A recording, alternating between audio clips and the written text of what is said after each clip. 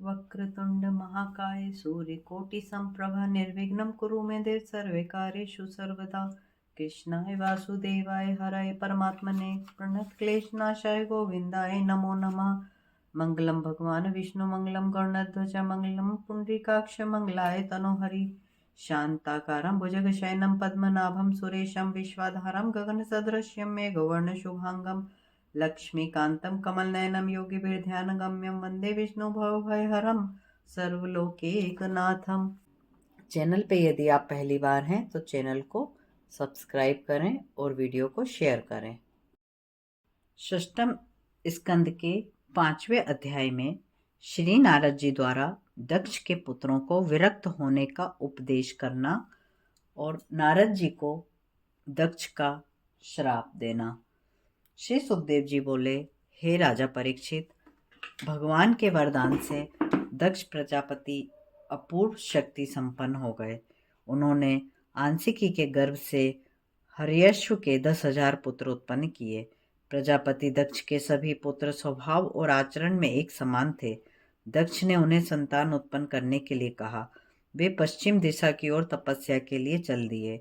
उन्होंने सिंधु नदी के संगम पर नारायणसर नामक तीर्थ में महान तपस्या की। एक समय देवर्षि नारद उधर आ निकले और उन्होंने कहा, हे हर्यश्वों, तुम लोग बड़े मूर्ख हो।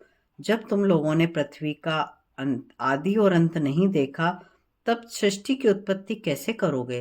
तुम्हें पता नहीं है कि एक ऐसा देश है जिसमें एक ही पुरुष निवास करता है, एक ही बिल है जिससे बाहर निकलने का कोई मार्ग नहीं है, एक ऐसी स्त्री है जो अनेक रूप धारण करती है, एक पुरुष ऐसा है जिसकी स्त्री व्याभिचारिणी है, एक नदी ऐसी है जो आगे पीछे दोनों ओर बढ़ती है, एक विचित्र घर जो 25 पदार्थों से निर्मित है, एक हंस ऐसा है जिसकी विचित्र कहानी है, एक चक्र ऐसा है जो वज्र के समान है। अरे मूर्खों, जब तक तुमने उसे नहीं देखा तब तक तुम सृष्टि रच नहीं सकते। श्री सुखदेव जी बोले, हे राजा परीक्षित, वे सभी पुत्र बड़े बुद्धिमान थे। उन्होंने नारद जी की बात को समझ लिया और वे उस पर विचार करने लगे। वे बोले, यह लिंग शरीर ही जीव कहलाता है, यह आत्मा बंधन है, इसका विनाश जाने बिना मोक्ष कर्मों से कोई लाभ नहीं है। ईश्वर एक है, वह सभी अवस्थाओं में सबका साक्षी है, सबका आश्रय है, किंतु वह किसी के आश्रय नहीं है। यही परमात्मा है। मनुष्य पाताल रूपी बिल से बाहर नहीं निकलता। बिना परमात्मा को जाने सभी कर्म वृथा हैं। बुद्धि ही व्याभिचारिणी स्त्री है, वह जीव को अनेक भोगों में डाल देती है। वह इसी उल्टा स्त्री के समान अनेक गतियों में घूमता रहता है। यह संसार माया की नदी है। यह शरीर 25 तत्वों से मिलकर बना है। इसके काल चक्र की धार छुरे के समान है। यह स्वतंत्र है।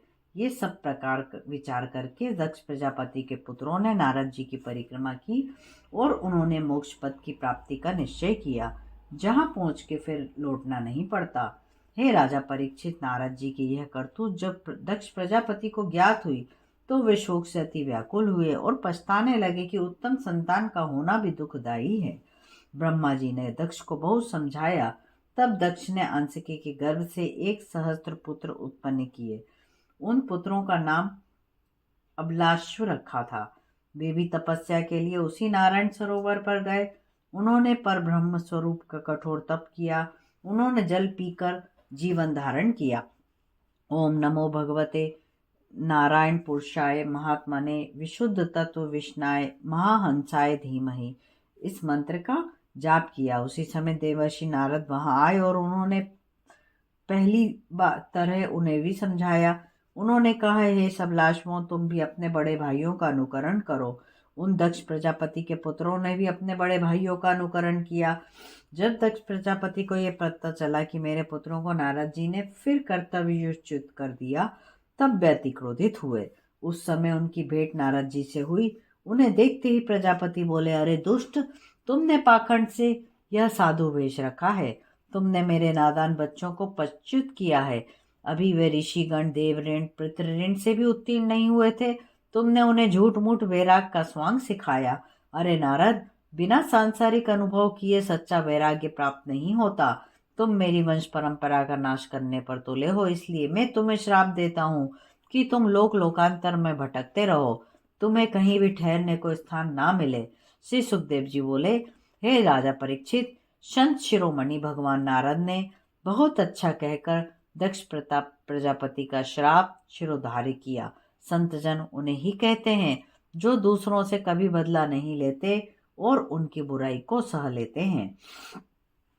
इस प्रकार 5वां अध्याय समाप्त होता है। 6वें अध्याय में दक्ष प्रजापति की कन्याओं के वंश की कथा हम श्रवण करेंगे। कर्पूर गौरम करुणावतारम संसार सारम भुजगेंद्रहारम सदा वसंतम हृदयरविंदे भवम भवानी सहितम नमामि।